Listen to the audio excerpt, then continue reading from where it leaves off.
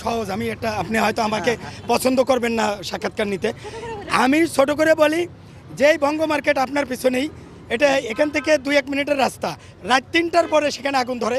আমি মোহাম্মদপুরে থাকি, কৃষি মার্কেটে কোটি কোটি টাকার সম্পদ রাত 3টার পরে তাবলিগের ইন্ডিয়ানপন্থী বাংলাদেশপন্থীরে রাত 3টার পরে মাইরা 4টা নিহত করে, 200 আহত করে, এবং রাত 3টার পরে যুবলীগের বলা যুবলীগ রাজহাঁস জবাই করে আরেক মহিলাকে রাত 3টার পরে রানতে বলে, না রানলে সকালবেলা তারা আইনা পুরাই দেয় সেই মহিলাকে। এবং রাত 3টার পরে কিন্তু 7 জন খুন হয় জাহাজে, সবই রাত 3 পরে। একজন খুনি হাসিনা রাত 3টার পরে উনি তাহাজ্জুদের জন্য জাগেন।